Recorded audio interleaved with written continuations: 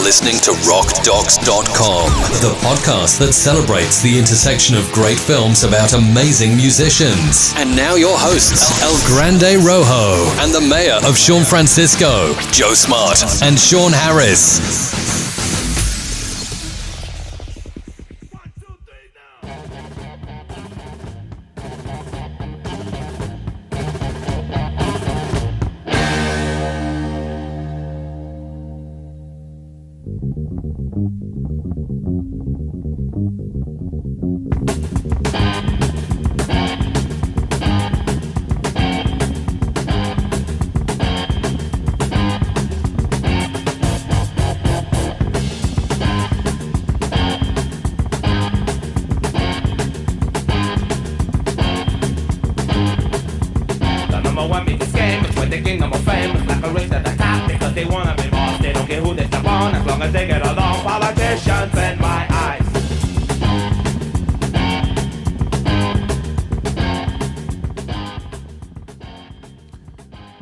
You know, I think it was Victor Hugo that said, more powerful than a marching army is an idea whose time has come.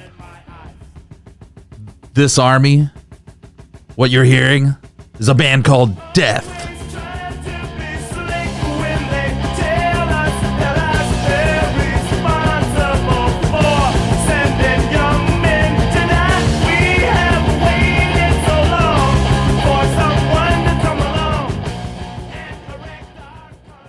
The documentary is called A Band Called Death, and I don't normally play music on here because of rights and this and that, but I told Sean, I don't care. These guys need to be heard. The story is incredible enough, but the fact that the music is great is really just icing, and the music is fantastic. We're gonna be talking today about a story about three brothers you know so well. I'm just kidding. Three brothers from Detroit, growing up in the shadow of Motown. The year 1972. This is as old as I am. The band forms with three brothers, and they are forged in fire, blood brothers, back each other's play till the end. And because of that, for one reason or another, these guys have never gotten their due. They predate the Ramones and what people think of as the beginning of punk. I guess you could refer to this as proto-punk or early punk, but for whatever reason... Yeah, I mean, there's punk. You can certainly tell in the verses that's strong punk. When that chorus hits in, that's like metal. That's Black Sabbath-ish, and this is far before that even. They were so punk that people were not ready for three black guys. First of all, if it wasn't that, it was the name. We're not putting out a band called Death. You can't just say Death.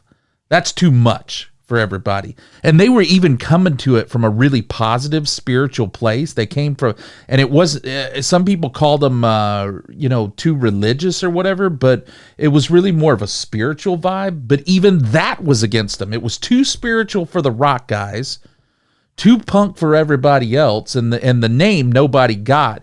But the brothers just said, this is what we're doing. Give us our masters. We'd rather hold on to them until the world is ready. And that's exactly what they did. The founder, the brother David, who really was the orchestrator of the entire band, kept telling the brothers, look, just be patient. The world's going to know who we are when it's time. Really, really eerie, but it's just an amazing story. And, Joe, one thing that I think about, this is a story I'd have never known if it wasn't for Mark making this documentary. But how many other stories out there are like this or similar that we just don't know about? That's the reason we do this show. I mean, I got to hand it to Sean on this one. I did not know about this, and he was like, we're having on this guy, we're doing this thing, you got to watch this doc, and I thought I'd seen it all, and I was absolutely blown away and can't wait to do this podcast. And we're going to talk with one of the filmmakers, Mark Covino, and get into it here. But oh my God, if you haven't seen this, I don't care if you don't like punk, you'll appreciate the brotherhood. You'll appreciate the story. Really emotionally powerful for me. Yeah, I mean, I would even venture to say that if you don't feel something after watching this, you are garbage. You're trash.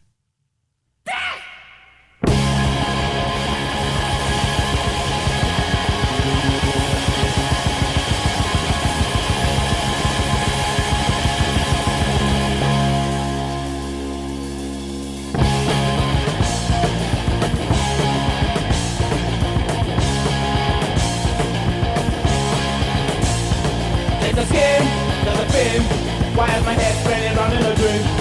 It's that time to play. Why all these lights popping up in my face? Or am I freaking out? If you're wondering why we're freaking out, it's because Mark Covino, the filmmaker, along with Jeff Hallett of a band called Death, is on the show right now. Mark, welcome. Thanks, guys. Thanks for having me.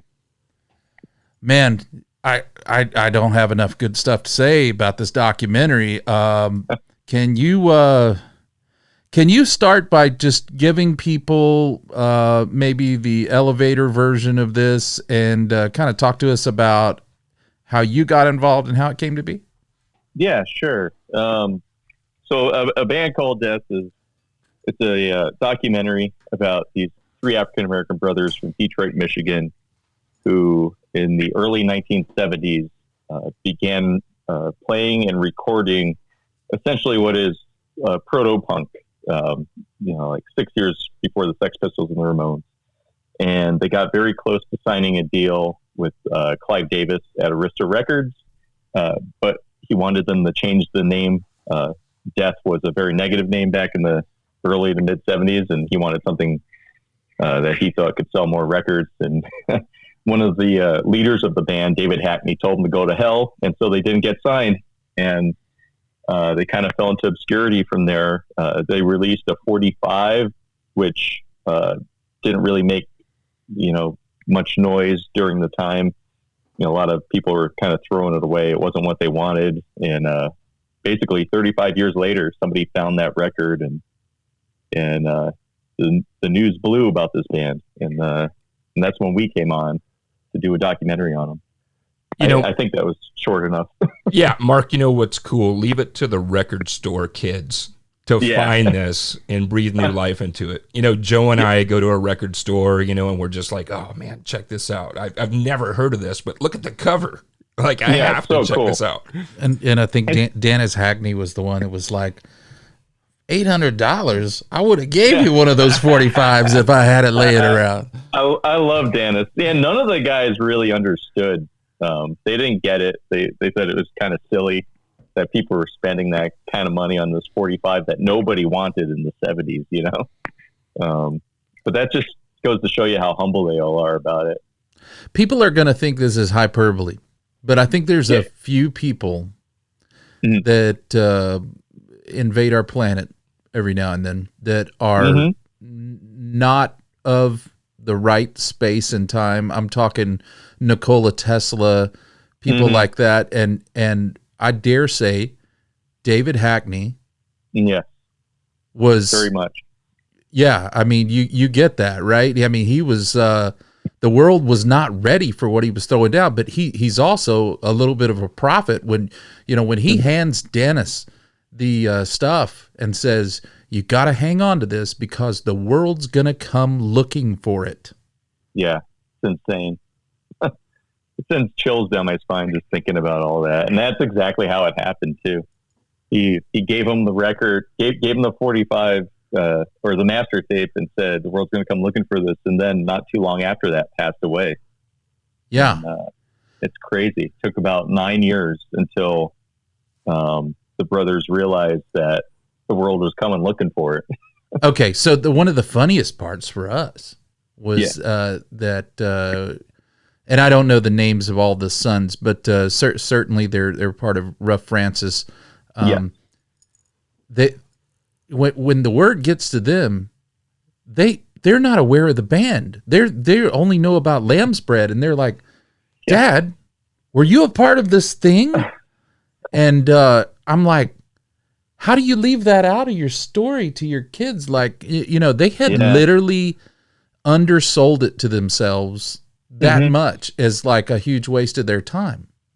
It's crazy. I think they were just so embarrassed by the rejection they got from the 70s. It really hurt them.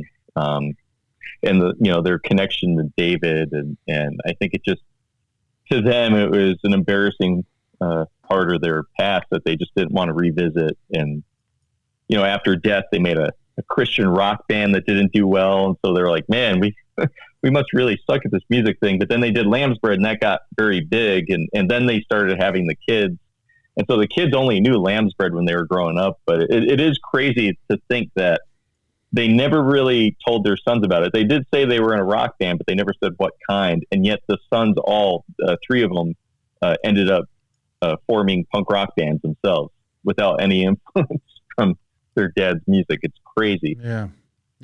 I mean, there's nothing more punk than you're too spiritual. You're too your name is too controversial. Your skin is the wrong color. Yeah. I mean, they are the definition. Oh yeah. Yeah. They definitely weren't playing music for the people in their neighborhood. I mean, they were blasting that music, and their neighbors were calling the cops on them and everything. Yeah, right. Mark, it's important to point out to the people that haven't seen this documentary, of course, you've got to watch this documentary, but I mean, they grew up literally in the shadows of Motown. Totally. For them to go against the grain that hard and believe, so much in what they were doing, just a really cool story. And in the fact that David really stuck to his guns so hardcore when it would have been so easy to sell out, and the refusal to do that, and of all people, Clive Davis, who was a mogul. There's tons of stories about guys who are in love with their own artistic vision, though, that they will tell the man to stick it. But for the brothers to back their brother's play all the way was absolutely remarkable, and probably one of the more emotional ties I had to this. But because everybody knows Clive knows what's going on, and he probably could have made them famous, but they wouldn't have been what they were. Exactly. It would have been different. It wouldn't have been as pure, and family was first with those guys. And that's actually what drew me most to the story. I mean, the music did too, but definitely this strong family bond. It was just so interesting to me because I grew up with very little family in my life myself. Yeah, Mark, this is a story that I would have never known about if you hadn't made this documentary. And there are several documentaries that we've seen in the past, like the Big Star documentary, Searching for Sugar Man, stories like that I would never known about this. So I think what you've done is a huge service to the music community, because I know the documentary's been out for 5, 6, 7 years, but I think people are just beginning to appreciate it. And not that it hasn't been appreciated earlier, but it's just such a great message. And, it makes me wonder, like, did the producers reach out to you and say, hey, Mark, here's an idea for a documentary, or had you heard of them before? So this is where the whole kind of Cinderella story starts. This was all an idea that originated with my co-director, Jeff Hallett. I had spent a good, 9 years in the state of Vermont at that point. I moved there when I ran away from home in Long Island, New York. And my dad lived up there, and so I had to finish high school. And I kind of just stuck in Vermont, went to college in Vermont, a film school up there. And my main goal was to make narratives. Ever since I was 9 years old, that's all I ever wanted to do, was to make a movie based on a screenplay, with actors and everything.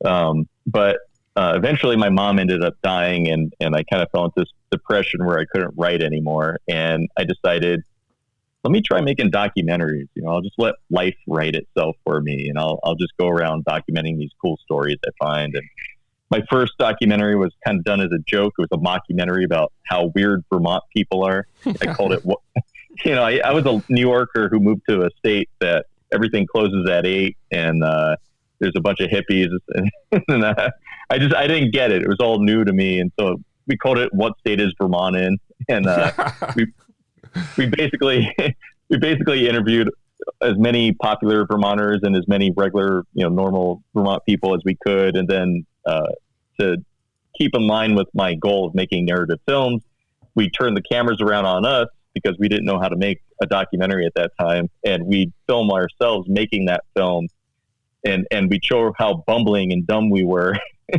So we'd have a script for our own characters in the film, but everyone else was interviewed like a real interview, and it was a terrible film. No one's ever going to see it. But that's where I cut my teeth, kind of starting in docs, and then a few years passed, and I was trying to make some narrative shorts, but again, I had some serious depression due to my mom passing away, and an old friend of mine hit me up about doing a real documentary based on the work that I did on the What State Is Vermont In? And his idea was to do a documentary on his roommates were fans of this hip hop group called Hush, which was an acronym for Help Us Save Hip Hop. And he said, I think you're going to like this because you're in the weird shit, and one of the people in this hip hop group has no arms or legs, and he rhymes like Eminem, and he bounces on the stage like a jumping bean. I'm in. I'm I'm in. Sold. Let's do it. And then the other cool thing was they hung out with people like Wu-Tang Clan and Rakim and Chuck D. So I was like, this is great. Like I could see a market for this. Not only and these kids, their passion came from one of their mothers was murdered when he was 12 years old, and the other one, like I said, was born without arms or legs. And so they both had these struggles in life, and they kind of used hip hop music to kind of turn negative experiences into positive lyrics. And so that's what I did for 3 years. That's where I really cut my teeth doing like serious doc stuff, was interviewing those kids, going to shows. Now, did that come out? Is that available to see? No, I never finished it. Yeah, it happens. My producer kind of, flaked on me. I ran out of money. I almost died a couple of times making it, in like a car accident, some other things. Yeah. And it just got to a point where it's like, this is too brutal on me. It's hurting me. I'm about to like sell my house because of this, Yeah. And at that point I was just like, I fucking hate documentaries. I'm done with this shit. Like 2 docs in a row. I'm broker than ever. Like no one's ever going to see this stuff. The more you guys we interview, this is kind of a common theme. Oh yeah. Yeah. No, it's sad, right? It's reality though. I don't like to sugarcoat it. It was pretty brutal on me. And I cut a really good trailer for that. I called the film, it's got a terrible title. I called it Against All Odds. And the reason I called it that was because these kids were interviewed on a bunch of news broadcasts back when I started filming it. And the weird thing was every single news broadcast, it was like ABC, NBC, whoever interviewed them always called that segment Against All Odds. I thought it was so weird. And so I was like, that's what I'm going to call myself. It's like it's like such a terrible title. But I mean, it's already been used, Yeah, it's a window into the shallow mind of our local news media, right? Yeah, exactly. So I basically I kind of abandoned that project, which I hated. I hate abandoning my own films. And I have a trailer. You guys can see it. It's on. Yeah, I was gonna say you're gonna have to give that up at some point. the trailer is really good. Like the trailer makes it seem like it's a legit movie. And I have like 1 or 2 scenes that are cut that are really awesome. I mean, it would have been a good movie if I finished it. It sucked my soul dry. Yeah. Wow. Yeah. And there was a lot of issues that I didn't even go into, but. I would think the one about living in Vermont would be called Against All Odds, but that's another. Yeah, that's what it should have been called. But both of those, as unfinished or bad as they are, they they taught me a lot about interviewing people and how to get people to loosen up and like be comfortable around me. And it taught me a lot about restraint and knowing when to shut up and let the subjects talk and stuff like that. So let's talk about that for a second. Sure. The brothers, Mm-hmm. the Hackney brothers, that is. Yeah. Are they, when you interviewed them, I'm guessing you didn't have to feed them a lot. They seem like they were an open book. They were pretty good. They're pretty much an open book, but and I guess spoilers, like people that are listening to this should have watched the movie by now, hopefully. That's actually the premise of our documentary site here, Okay, is, cool. So yeah, if you haven't watched it, go watch it and then come back and listen to this. Yeah. So, and I'm sorry for going off on tangents with the other films. I'll get back to how A Band Called Death came to be, but definitely they were very open, except for the fact that they did not want to talk about David being an alcoholic. They didn't want to go into that. Only the children did. Only the children did. Yeah. And it took about, I'd say, a year and a half of filming to get anybody to start bringing it up and talking about that. And I told the guys, I was like, I'm not going to stop. I need this part of the story. This is what makes David human. And this is what the audience is going to connect with the most. The fact that he was flawed, but a great musician. And in their eyes, they thought David just needs to be perfect in this movie. Like no issues at all. He was fine. But, and it really helped that Jeff Hallett, my co-director, was a recovering alcoholic of 25 years. So, between the two of us, we were able to finally get them to loosen up. And once they realized we weren't being exploitive of telling David's story, it was simply just part of the story that needed to be told. Those gentlemen also come from another time when alcoholism was not, it was a flaw, not a disease. And, exactly. If it wasn't that, it would have been something else destructive. Mm-hmm. So there's no shame in that. No, not at all. And again, Jeff was very helpful with talking them through all of that, because he still goes to AA and everything. But yeah, do you want me to get back to the story? I'm sorry. No, everything's good. These tangents are great. Yeah. So yeah, basically, I'm a filmmaker sitting in my office feeling like I'm a waste of space. I've got one shitty documentary feature I made that no one's ever going to see. I've got one that's never going to get completed because I just don't have the energy or money to finish it. And then I'm not making narrative films, which is what I want to do. And I remember, sitting in my office kind of bummed out. Then one day my friend Nate hit me up and he's like, dude, I'm shooting a music video for this guy that went to our film school. You probably know him. His name's Jeff Hallett. And I had heard of Jeff. I knew he was like this biker guy that went to my school after I graduated, and he had cat sleeves, and he made music videos. And I did want to meet him, so I was like, sure, this would be a perfect opportunity. And this was a music video for some kind of crappy poppy punk group. I won't name it. Right.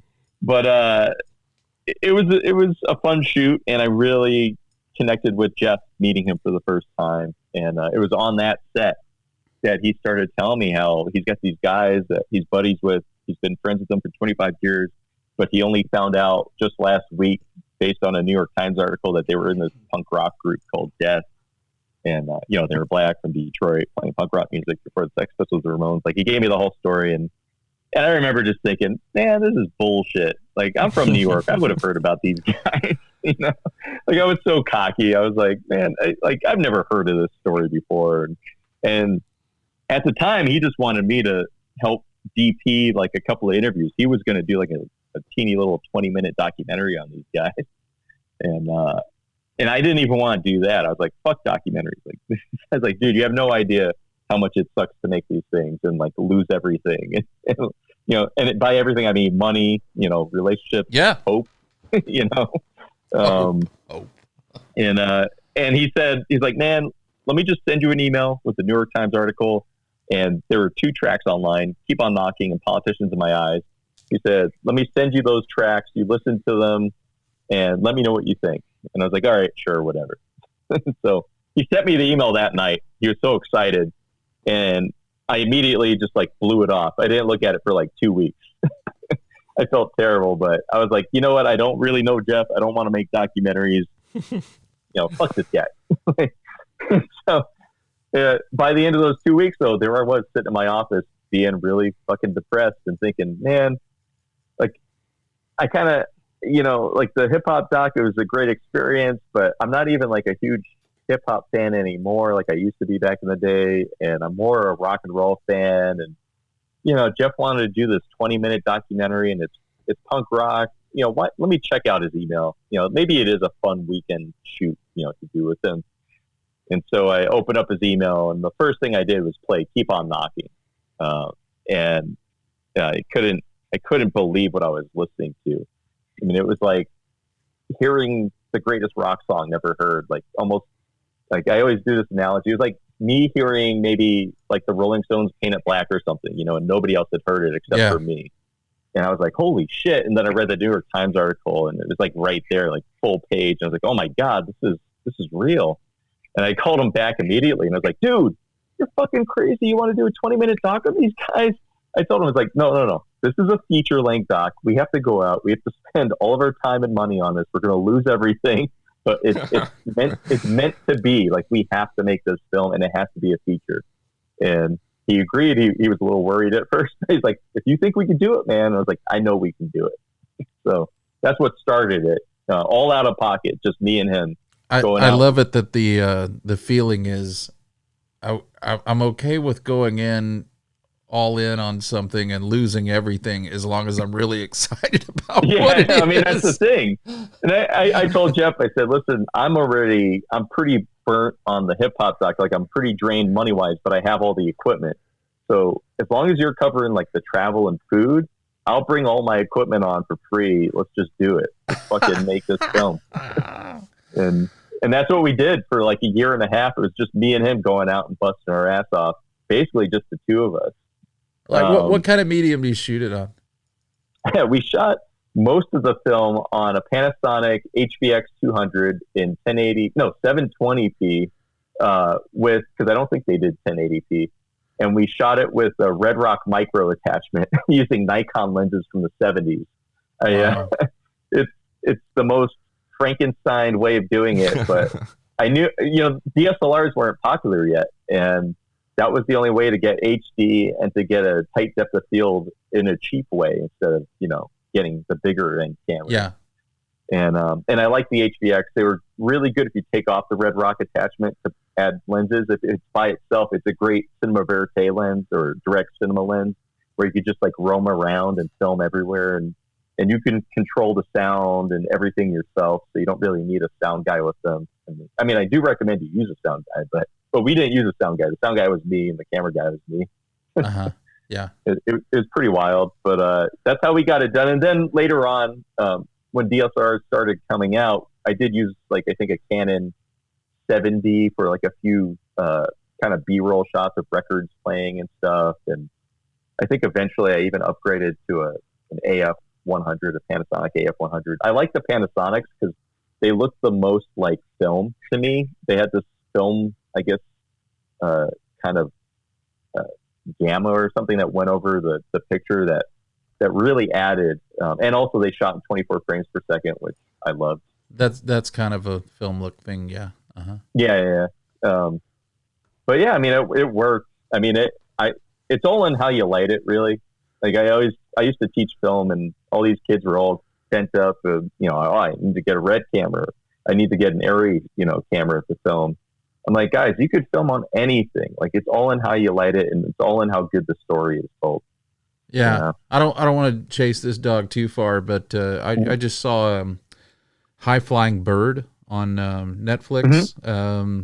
It was a feature, and it was all shot on iPhone. Yeah. Some great films are being shot. Tangerine was amazing, I thought. It looked great. But yeah, you should never let not being able to get that expensive equipment stop you from making your art. If you're that passionate, you got to make it. It's just going to kill you. Well, it's something for us to look forward to is, the ubiquity of great cameras Should bode well for the future, but the kids will never know the pain. No, I learned on film too at the beginning. When I went to film school, I was shooting on 16 millimeter. Yeah. Wow. Yeah, I was one of the last guys trained to cut tape, and then Pro Tools was like the next month or something. Yeah. Well, that's the other thing. It changes so fast. Yeah. Really, just like get what you got around you and just do it. It's going to get better tomorrow anyway. Yeah, you can't keep up with it. Yeah, it's really about the story, and that was what I when Sean talked to me, I was just like.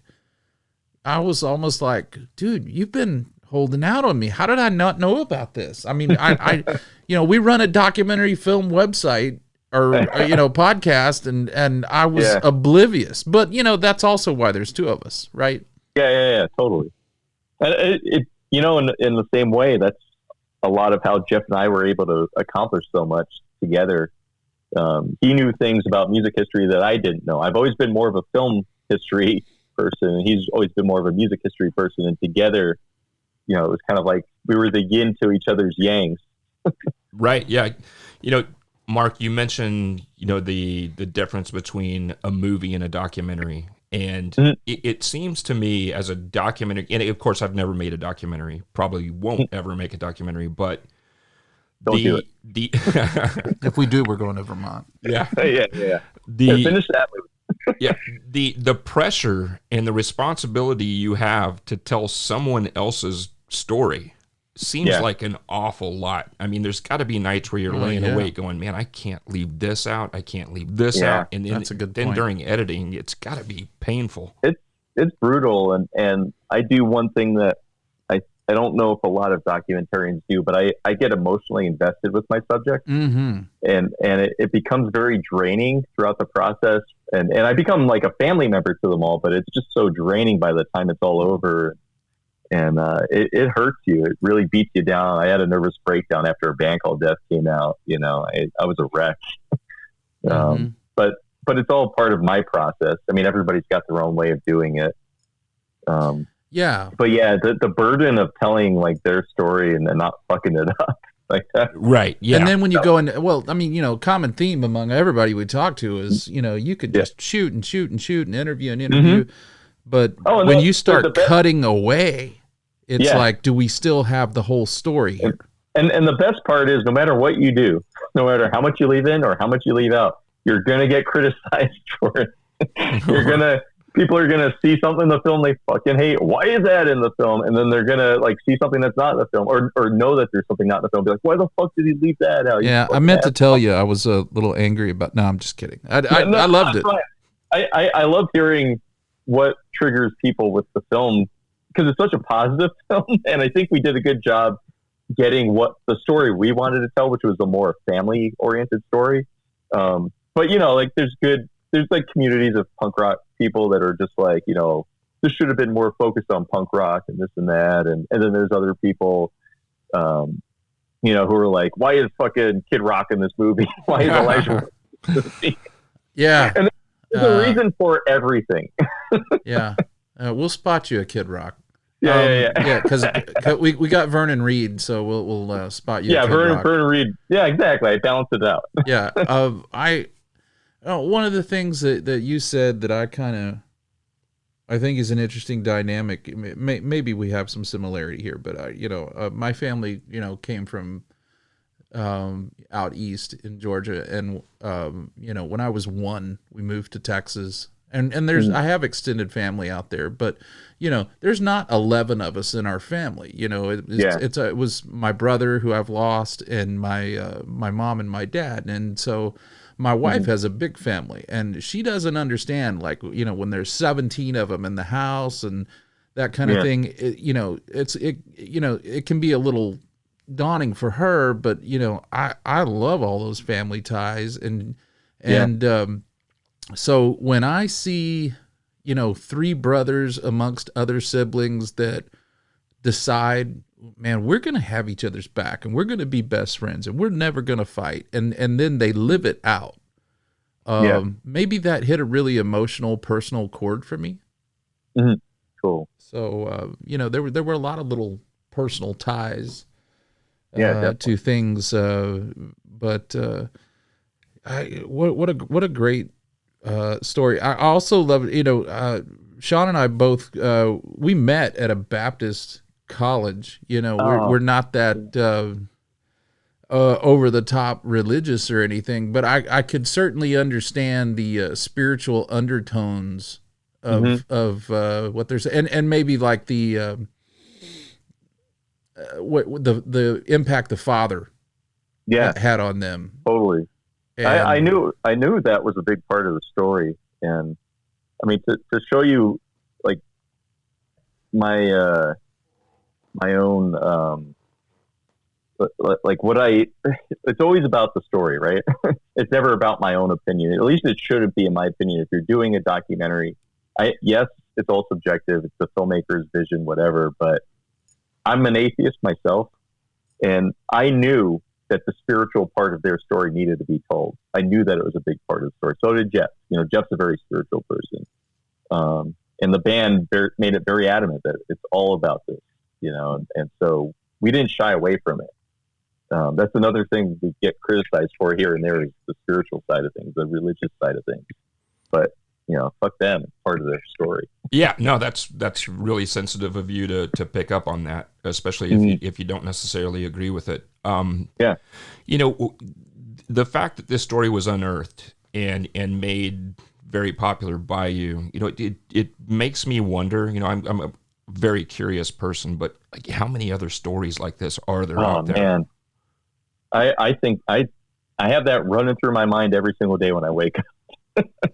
It's partly it's what holds me back probably creatively, is I'm always thinking, man, I got to wait until a story like that comes across my desk again. Yeah, and how often will that happen? It's rare. Yeah. Very rare. That was lightning in the bottle right there. It's crazy. It's great. Hey, Mark. You want me to finish how we got producers on? Please.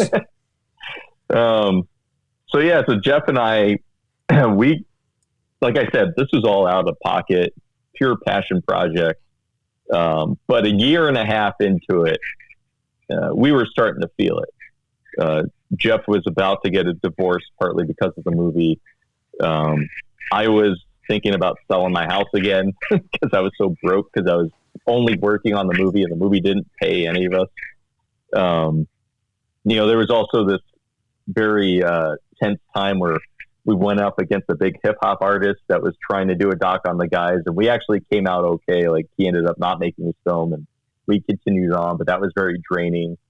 And so, like, a year and a half into it, we were so wrecked and at the end of our ropes. And Jeff works a 9 to 5, or at least he worked a 9 to 5 up there at the time. And he called me up at like early in the morning, and he's like, Mark, he's like, we gotta talk about the film. We gotta figure out what to do. It's killing me at home with the wife. It's killing you at home. It's not worth hurting ourselves anymore. It's like, we could do this film still, but let's do it in pieces maybe. And if not in pieces, if we can't do that, maybe we should just like give it up. It was a pretty fucking depressing conversation, I gotta say.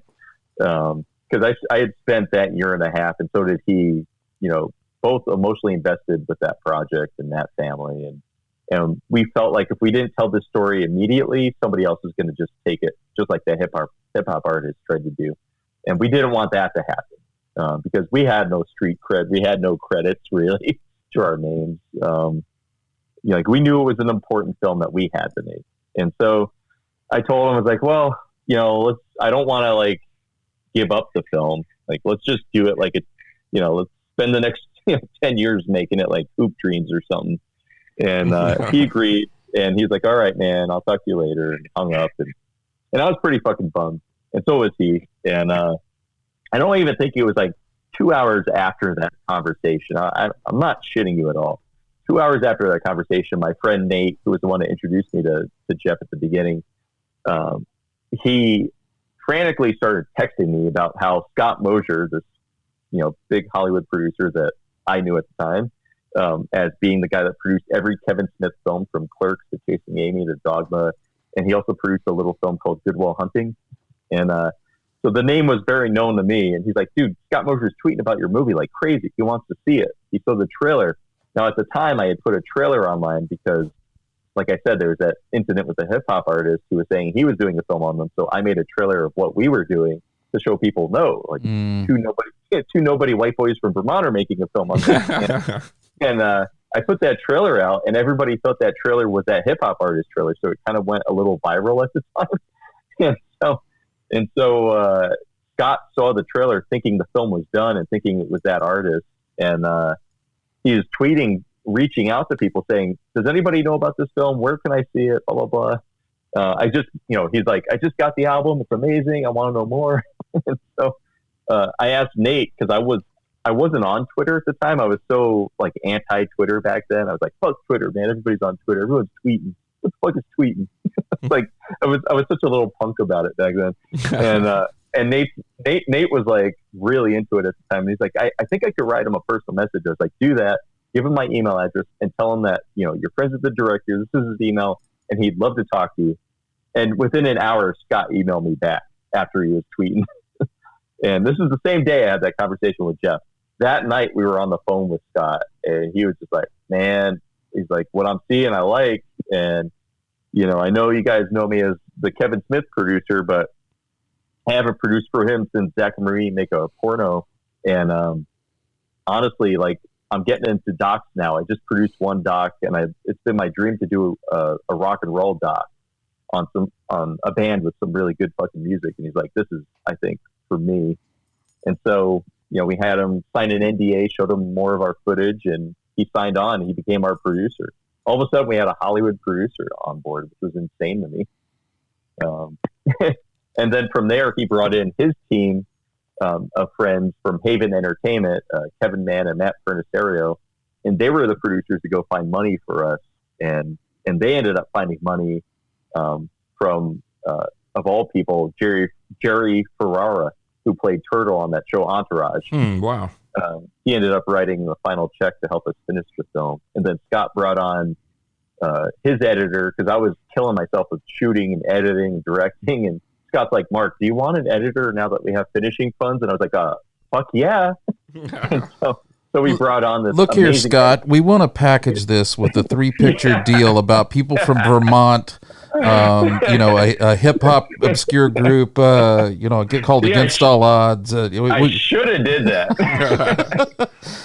And it wasn't even like those producers were able to bring in a lot of money. They brought in just enough to help us get some post-production stuff done. Well, the universe helped you get it done. I mean, it was like a total Cinderella story. It's you atheist. Yeah, I know, right? Hey, Mark.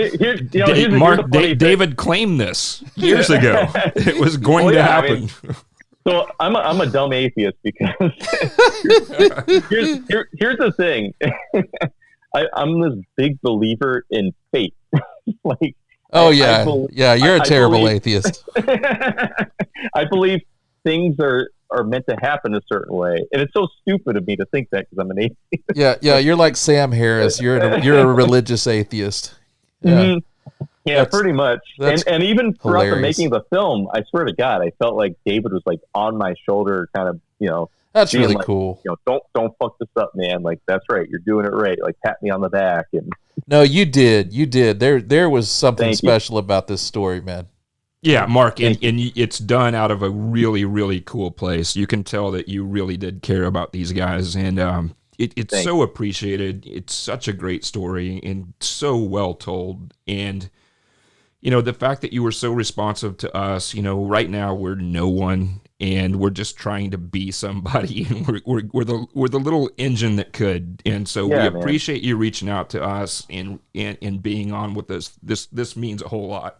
Yeah. Oh, definitely, bro. I mean, that's where I was back at the beginning of a band called Death, and so pay it forward. Yeah, people have been really gracious, but we don't know of anybody else that's focusing on music documentaries, and sometimes the licensing and the expense is it's really daunting. But let me ask you one question that I always kind of want to know. Yeah. If somebody watched this documentary,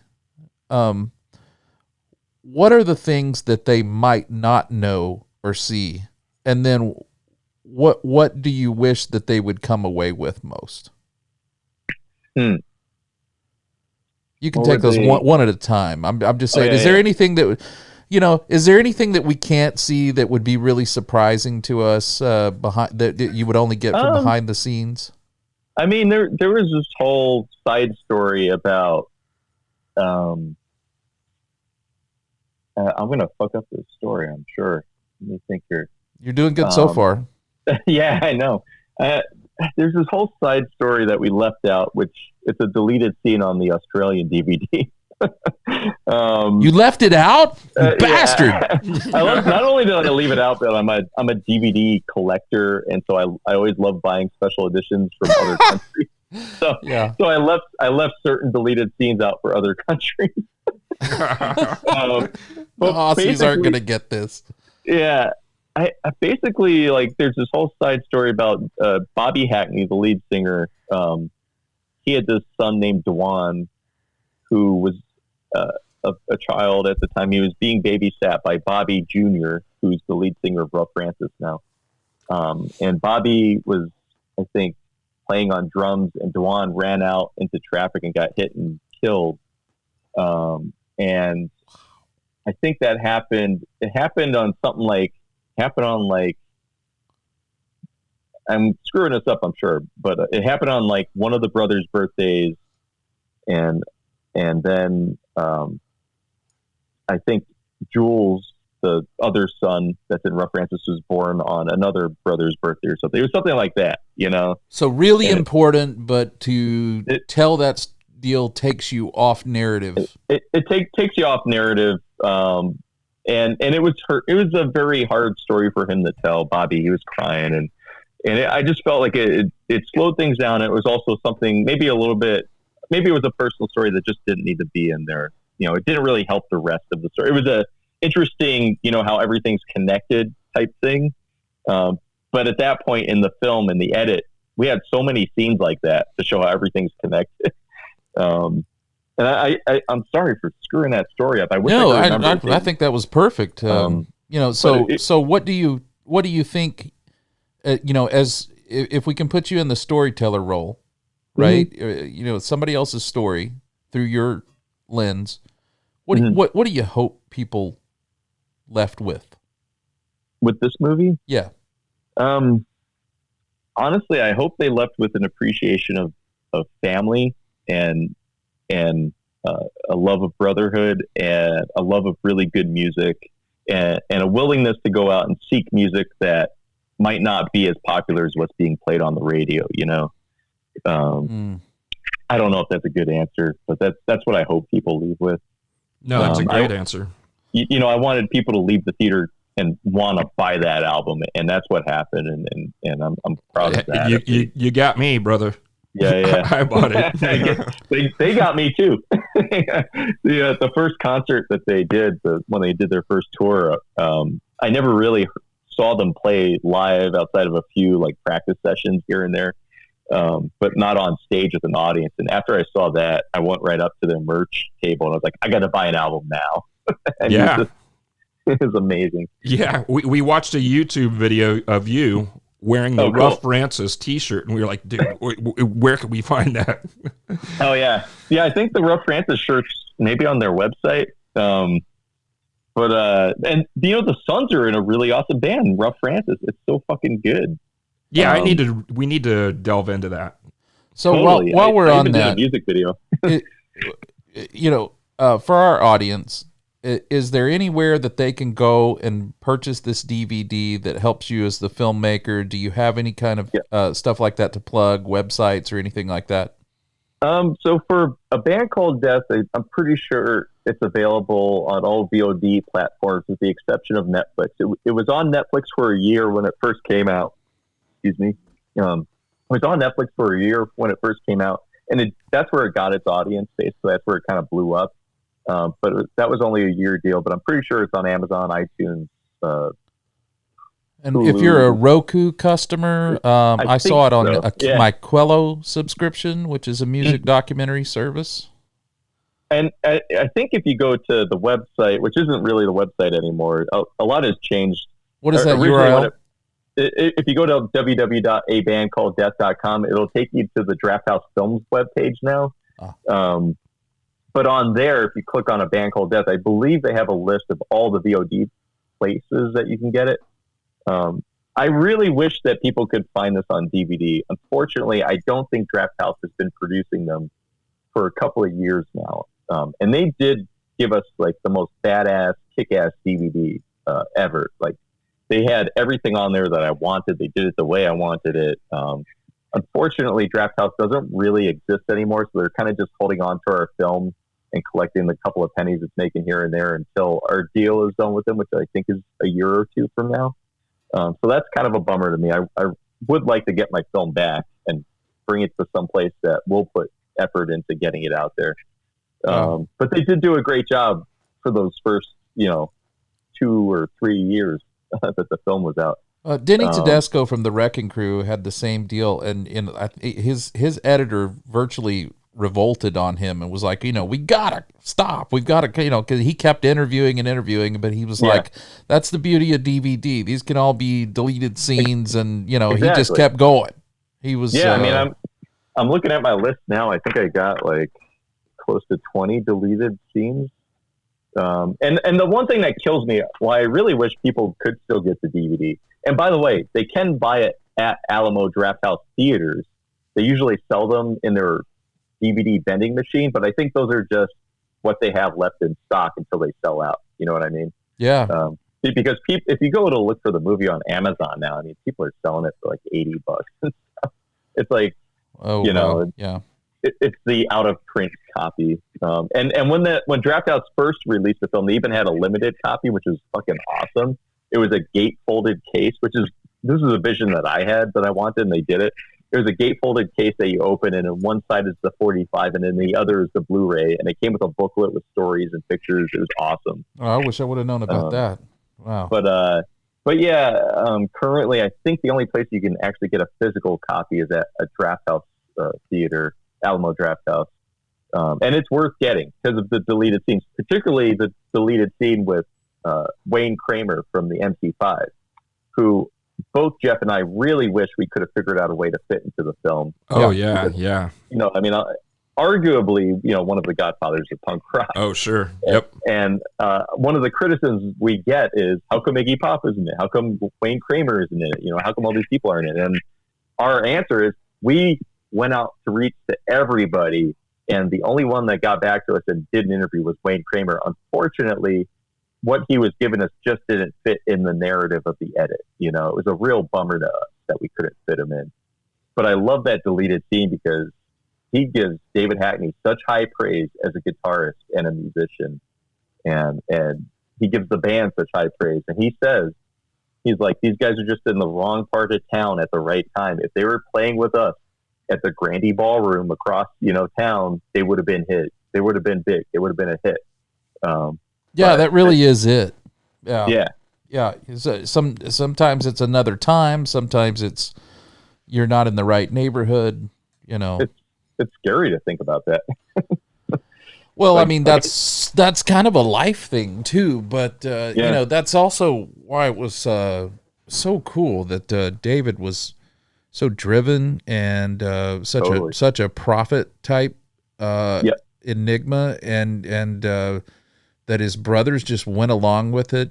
For him to have the vision for his own music, and because look, if you're listening to this and you think, I've got to tell you, it's one thing for a guy to believe that about his own music, and there's a lot of people that are artists that believe their music is, just misunderstood. And this guy literally knew people were going to come back looking for this. And the missing part of this, or the unique part of this, is when they did find it, it holds up. It holds up right now.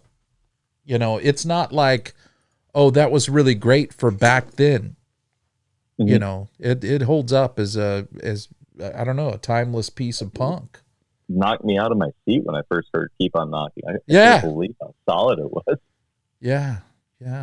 It's crazy how it sounds so familiar. Like it is a song that you probably heard on the radio, you know? It's Yeah. it's one of those weird things. Yeah, Mark, a lot of punk rock doesn't have a hook. Yeah. And these songs do. I mean, you yeah. hear those choruses, especially in Politicians. I mean, gosh, Yeah. that chorus is just killer.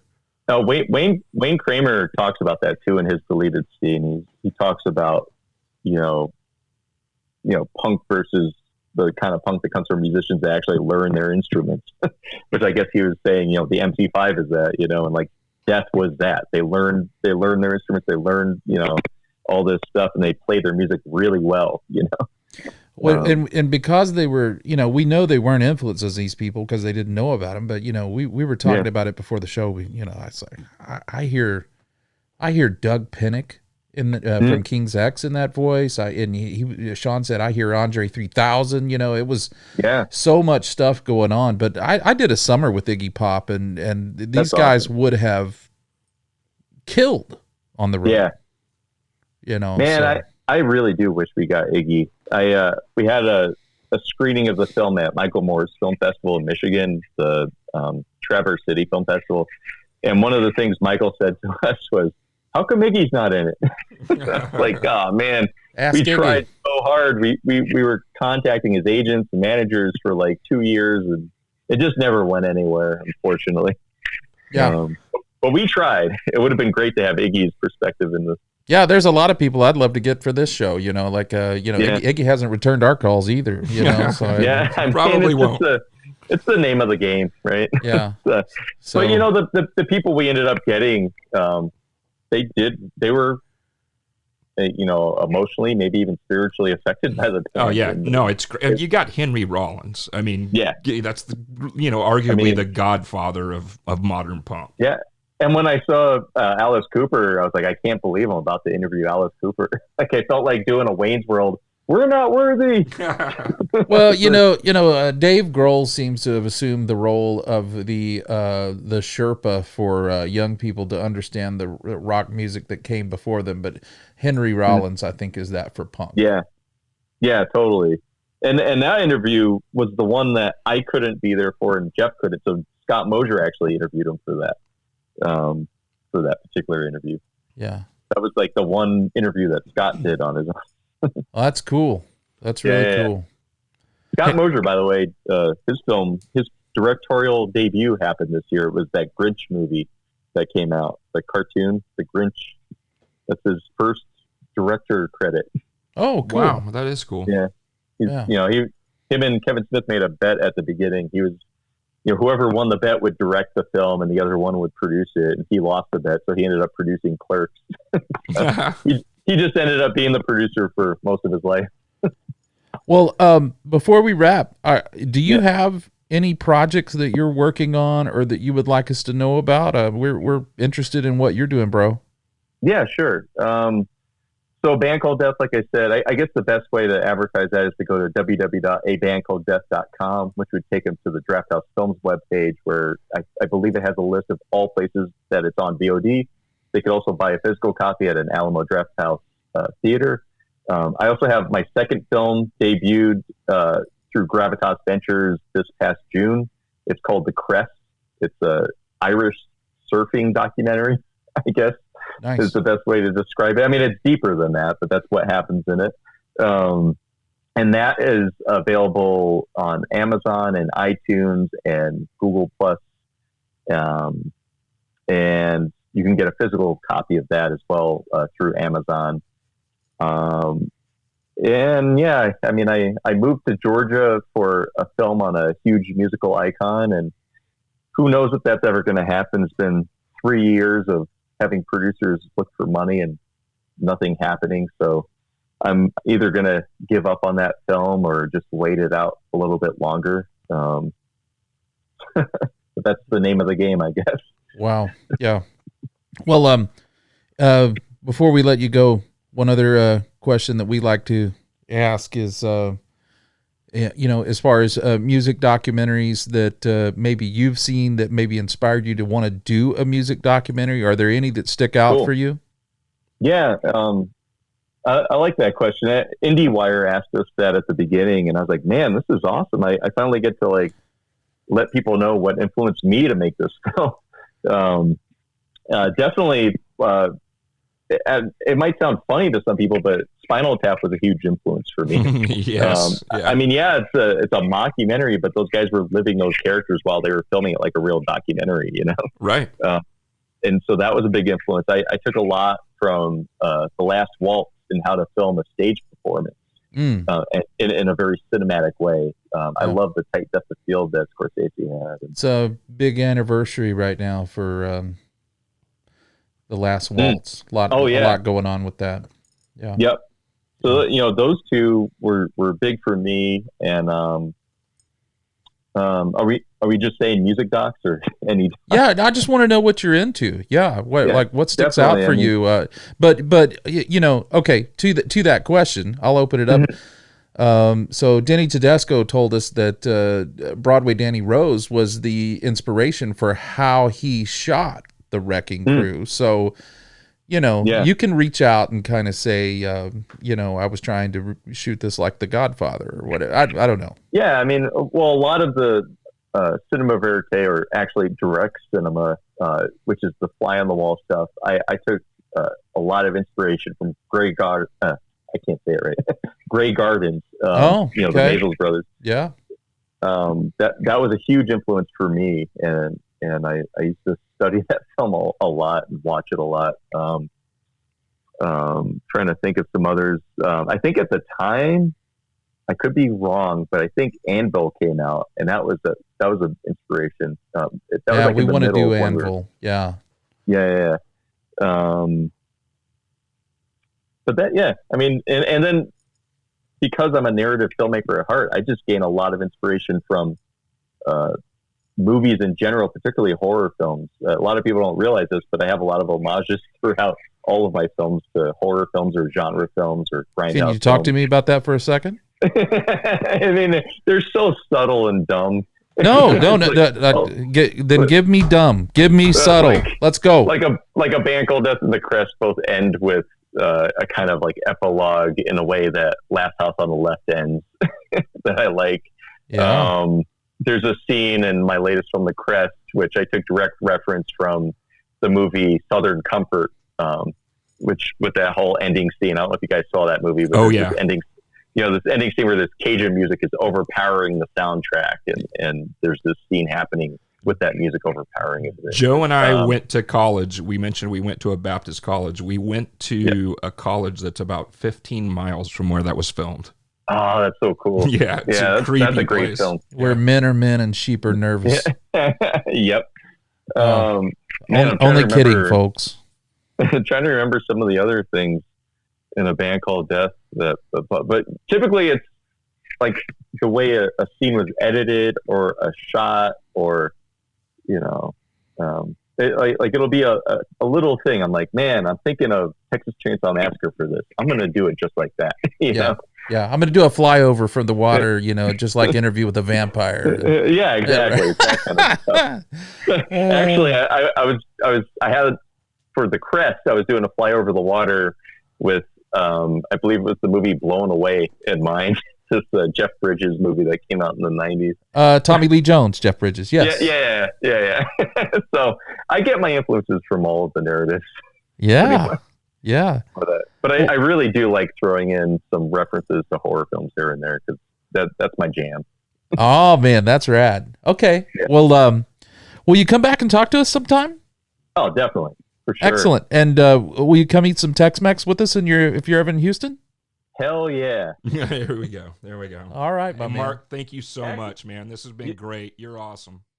Yeah, no, thank you so much. I really appreciate it, man. I think this is awesome. You guys are doing a podcast focused on this, Yeah. When we get this one rolling out, you can log into Twitter for the first time this year, and you can help us get it out there. And but use your secret hip hop account, right? So people will think you're